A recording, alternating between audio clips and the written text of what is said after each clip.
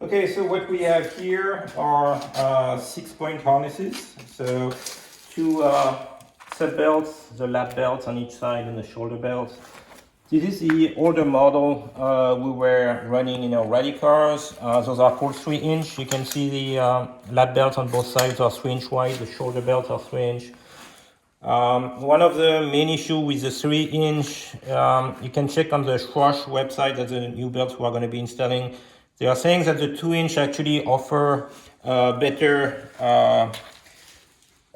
match around your size, and here it's gonna offer more protection for the pelvic area, and you won't slide in the belt as much and will apply the pressure where it needs to be. Another thing with the shoulder belt, if you have a 3-inch one like this, usually the hands devices are only 2-inch wide and they have a little lip at the end. So the 3-inch kind of spill over that edge and sometimes can slide over the hands left or right.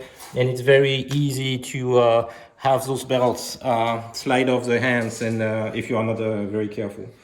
One of the big issues, especially with running, when you are changing co-drivers, you have to readjust your belt. Adjusting the shoulders is easy. One of the issue with the lap belts, so those are still pull up, but you see that's attached on the edge at the bottom of the chassis, and you have to pull it up at an angle, at the right angle. You can't pull sideways like this. So it's very hard to adjust when you are in the seat. Oftentimes the belt gets caught under the seal bar like this, and you're trying to push in the car and you can't get your belt up. When you have an adjustment at the top and a pull down belt adjusting at the seat, you don't have that issue. Here the belt is always free to move. So here, one of the mitigation thing we use is we have this small bungee that we attach to keep the belt up and clear from the seal bar, so that even here, if there's no tension and it's loose in the seat, it doesn't get caught, and when we latch the belt, we don't have problems of the belt being caught under the seal bar. Here we have the new system where so you still have the same attachment as here that's attached to the bottom of the cage, but now when you are sitting in the seat, you have the attachment directly here at the laps. And so here to adjust the lap belts, Phil just has to pull here on this and to tighten it. So that's real nice. When you have different co-drivers, especially different size co-drivers, you have probably gone through the pain of trying to adjust those sub belts. So typical sub belts like this are only adjustable at the bottom.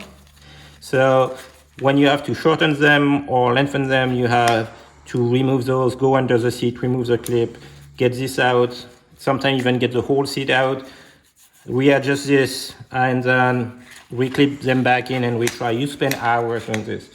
With those new system here, so whether you have eye bolts at the bottom or go around the bar, you also have directly an adjuster that you can pull through the whole of the seat to adjust the height. So Phil is going to show us how we can access the adjustment of the sub belt from the top. So as you can see here, we have the thing. So if we need to shorten it, you can just pull on it and it will adjust. And if you need to release, push back on it. And now you can adjust your sub belt from the top without to have it to go under the seat. So that's such a time saver, and adjusts exactly where you need to. And then, so those belts have been used for quite a while, in especially endurance racing, when you have drivers of different sizes and you need to quickly adjust the belts.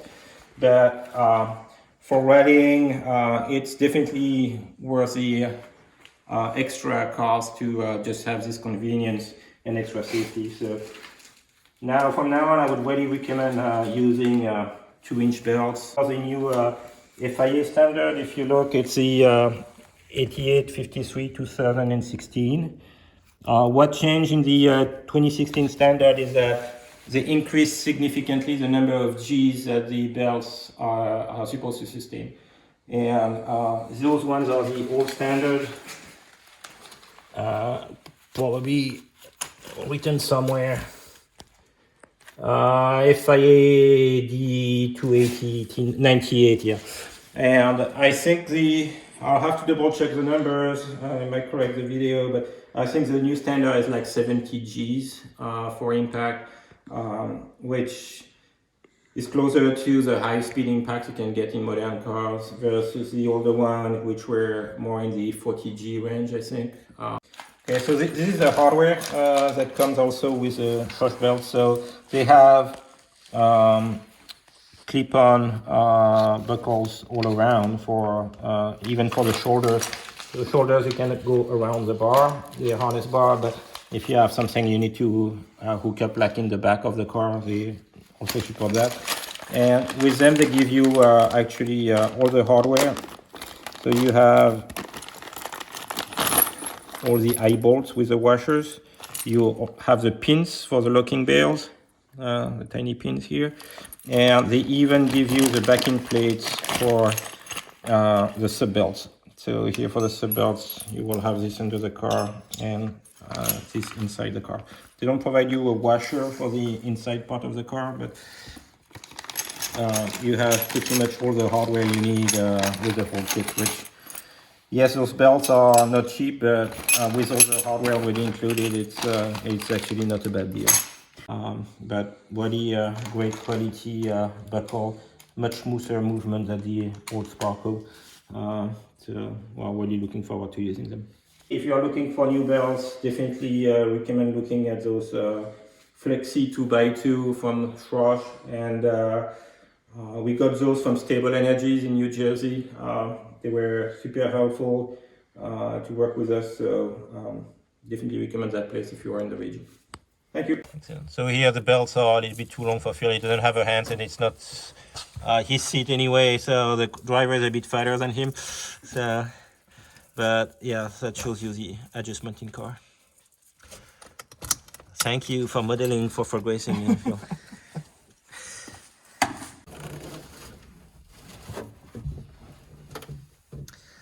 A lot of bread there, huh? Doesn't look that easy anymore to fit in the seat. That was a little tougher than this morning.